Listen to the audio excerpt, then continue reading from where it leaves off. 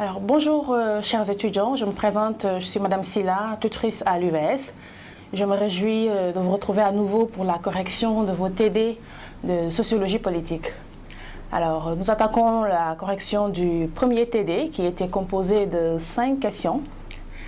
La première question était quelle est la différence entre le politique et la politique. C'est donc une distinction ici entre le politique et la politique.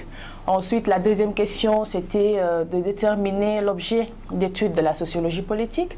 Ensuite, quelle est la conception marxiste du pouvoir? Quels sont les domaines de prédilection de la sociologie politique?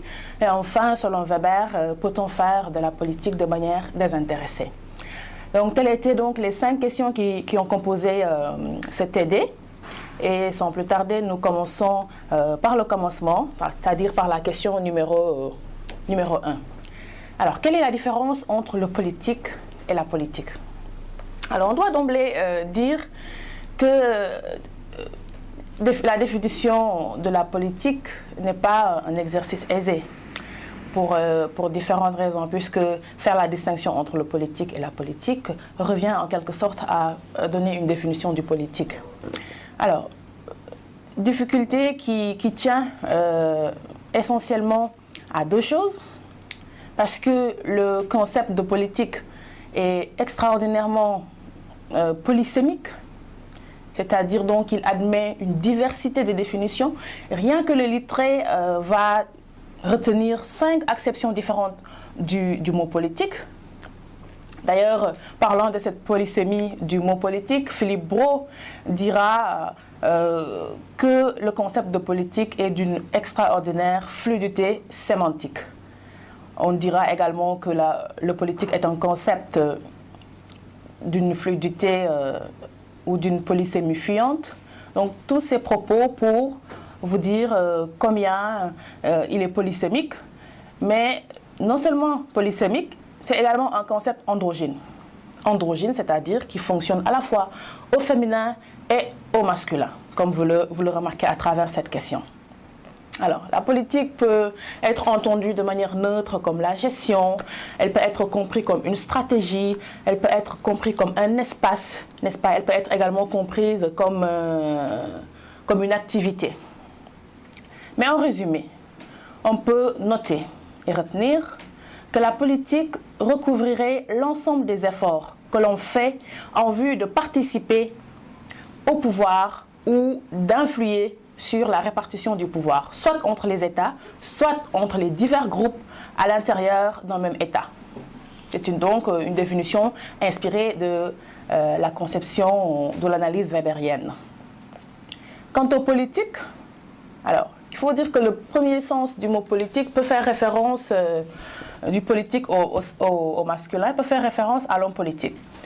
Mais ce n'est pas cette acception du mot politique qui la distingue de la politique utilisée au féminin.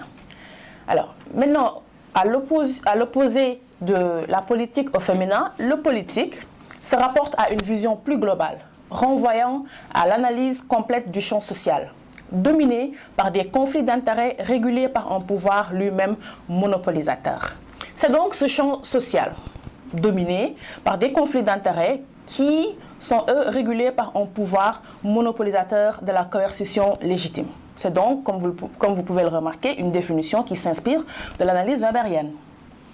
Alors, Pierre Bourdieu va le considérer également comme un champ, effectivement, entendu comme cet espace dynamique dans lequel se jouent des conflits d'intérêts, n'est-ce pas, en vue de conserver ou de subvertir, c'est-à-dire de transformer les relations ou les positions de force entre les acteurs. Donc, telle était un peu la réponse qu'on attendait de vous à cette première question de votre TD numéro 1. La deuxième question vous dit quel est l'objet d'étude de la sociologie politique.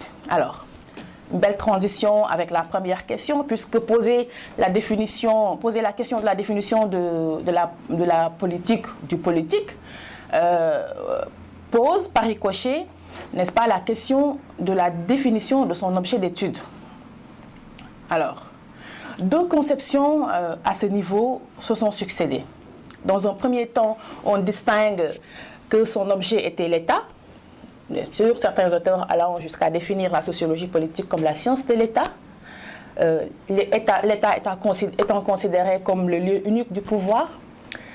Alors, la doctrine moderne, par contre, va un peu introduire l'abandon du critère de l'État.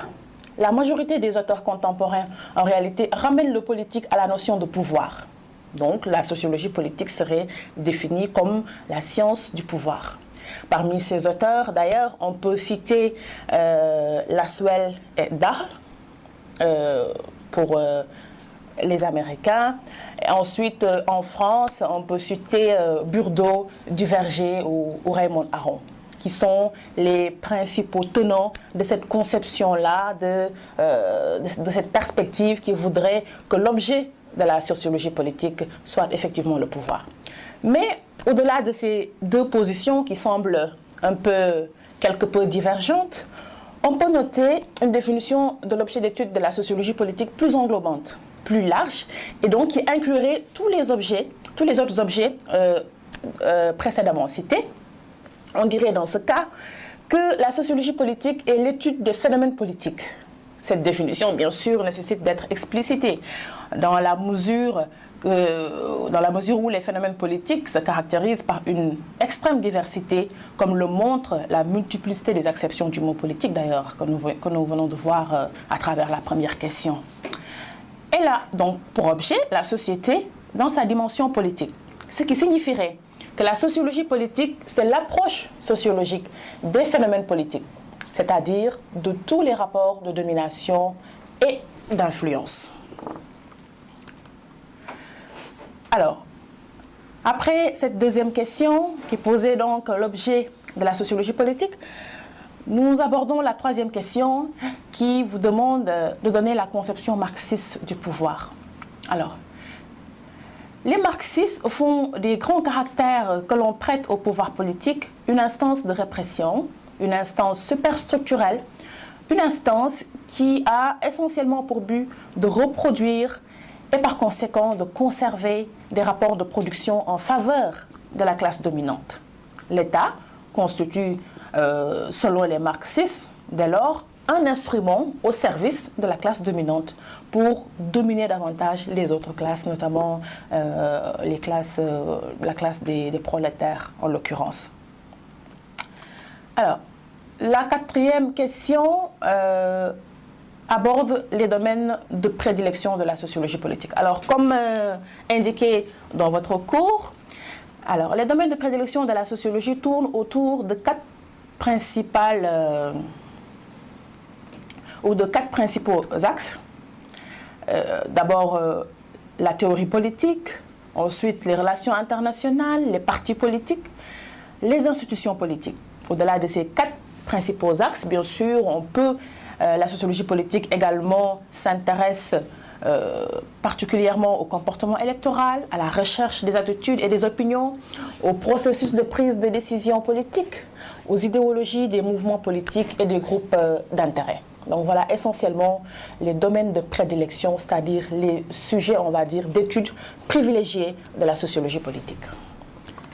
Nous allons enfin aborder la dernière question de ce TD qui vous demandait de dire si, selon Weber, on peut faire de la politique de manière désintéressée. Alors, selon Max Weber, l'homme est rationnel. Donc on comprend tout de suite que tout ce qu'il fait, dans ce cas, se justifie d'une manière rationnelle. Le type de rationalité le plus général de nos jours étant la rationalité par rapport à un but. Ce qui nous pousse à dire que si l'on fait de la politique, c'est parce qu'on y attend quelque chose. C'est-à-dire qu'il y a un but, un objectif qui est recherché, il y a quelque part un intérêt recherché, qu'il soit latent, qu'il soit manifeste. Alors, c'est quelque chose, bien sûr, donc, peut être la richesse, peut être le prestige, le pouvoir, l'influence, la notoriété, etc., etc. Donc, pour résumer globalement, on peut donc dire que in fine, on ne peut donc pas faire la politique, selon Weber, de manière totalement désintéressée. Voilà, chers étudiants les différentes réponses qu'on attendait de vous à ces différentes questions. Maintenant, bien sûr, on ne pourrait épuiser les réponses à ces questions-là. C'est pourquoi pour ceux et celles qui désireraient approfondir les réponses qui ont été apportées à ces questions, il y a toujours des indications bibliographiques que vous pouvez noter ici et qui vous aideront certainement à pousser davantage l'analyse, à approfondir davantage les réponses qui ont été apportées à ces questions de ce TD. Je vous remercie donc en espérant que vous ferez un bon usage de ces réponses-là et vous souhaite un bon succès à vos futures évaluations. Merci.